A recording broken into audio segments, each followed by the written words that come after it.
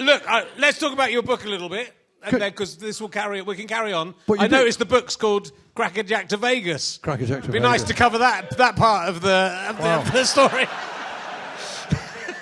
So you don't want to hear about the ostrich?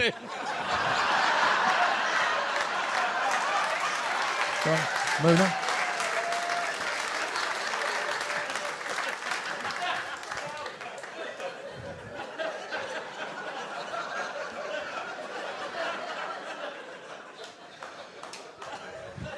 (1974). I was, I'm doing this great summer season at the Water Splash in Jersey. 26 weeks, it was brilliant. And I'll take you through every week. And somebody sent me a sketch of somebody they'd seen in a village fete. And it was a man running round on the back of a chicken. And he said, you said you've got your biscuit tins by this time. He said, you've got your mic stand. You said, you've got your funny trombone. I'd got this cat on my shoulder. I'd got all these props. He said, this would work for you, wouldn't it? And I looked at it and I went, yeah, maybe, okay. So I sent it to a prop maker called Peter Pullen. And Peter Pullen had got a workshop on the Ring Road, Inner Ring Road in Coventry. And Peter Pullen, absolute genius. Anything you ever saw on television at that time, in 1974... likely, if it was a prop, would have come from Peter Pullen's workshop. And, you remember the Honey Monster? That was one of Peter's. And First reference the audience has got.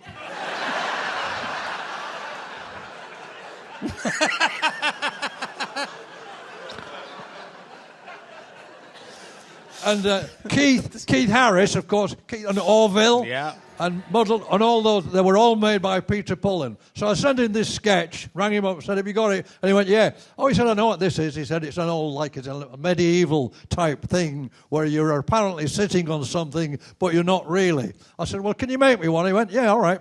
Anyway, the end of the summer season, finished in October, November, and I got a phone call. He said, I've finished that chicken thing that you wanted. Do you want to come down and try it? And I went, yes. So I went down to his workshop, Coventry, Inner Ring Road, and there it is. There's this thing, yellow fare, lying on the floor. He said, well, go on then. I said, what? He said, well, get on it. I said, well, what do you mean?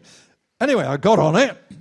So I'm now standing, apparently sitting on the back of this chicken. And I went, and he went, no. I said, well, right, okay. And it was the Inner Ring Road. Did I mention that? Yeah. Good. And it was rush hour, so I just went charging out of his workshop on the back of a chicken that no one, apart from the Middle Ages in the 1600s, had ever seen anything like it. And the whole of the Coventry city centre ground to a halt. People were getting out of the cars and saying, what? Yep. And that was it. And I suddenly thought, this is interesting. Yeah. And it's only 1974. Got another 50 years to go. Anyway, one thing led to another. He made a better one, then he made a better one, and he made a better one. And suddenly, by the time I got to 1979, can I jump forward? Yeah, that's a quantum leap, that, isn't it? Yeah, I'd got this thing, and I was getting television, and suddenly, in the middle of 75, 76, somebody came and asked me if I'd like to join the Crackerjack team. Yeah. Crackerjack. So now, how do you feel about that? I feel very excited. Up to speed. I have to say, obviously the ostrich thing's fantastic. I watched the Raw Variety performance you did, where I know you made the Queen laugh very much, which is very impressive. And it's such a funny bit. I mean, at what point did that come in? How long into the story is that? Because it's such a brilliant routine, and you're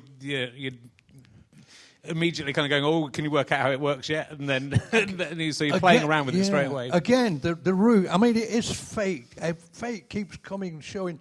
Because I got into Crackerjack, the prop maker for Crackerjack was a guy had a studios workshop just west of London, name of Bill King. Okay. And any visual gag you ever saw on Morecambe and Wise, it was Bill King's doing.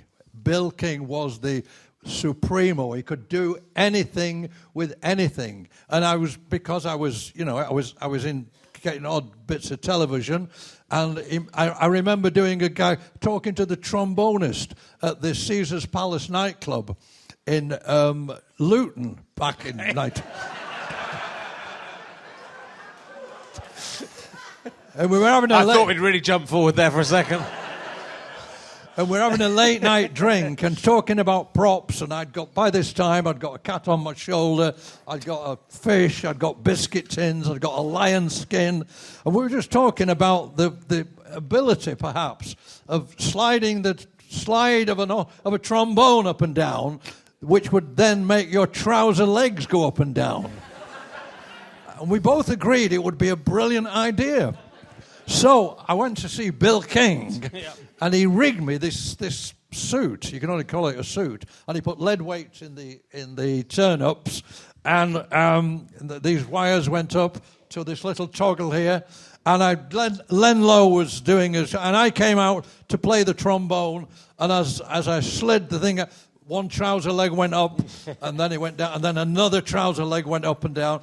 And I'm suddenly thinking to myself, this is great. I'm now into. Not only have I got, I've got the biscuit tins, the cat on my shoulder, I've got the big fish, and now I've got a trombone that makes my trouser legs go up and down. And this is what's so wonderful about everything that you think you're inventing. I did a seaside special in the summer of 1979, and that slept a few years. It does. And I drove down to Bournemouth for this. Remember Seaside Special? It was a big show, and the producer was a guy called Michael Hurl, who was a senior BBC light entertainment producer. And at the band call in the afternoon of the Seaside Special, I did the trombone routine. One trouser leg up, the other trouser leg. And he came to see me, he said, very funny, he said, I haven't seen that routine since Lupino Lane did it at the Palladium in 1947. And I thought I'd had invented it, which it kind of proves that they do say, don't they, nothing is new. Like the Ostrich, people have said. There was a guy whose name I can't remember, had a nightclub in Nottingham it was like in Victorian times, and he had this thing, and he called it his daddy-o, and it was like something made from paper mache that at the end of the evening he used to apparently jump on. And there's a song, and there's a museum in Nottingham that credits this man, I wish I could remember his name, and he had got the idea like 100 years ago, which we're not going back that far today.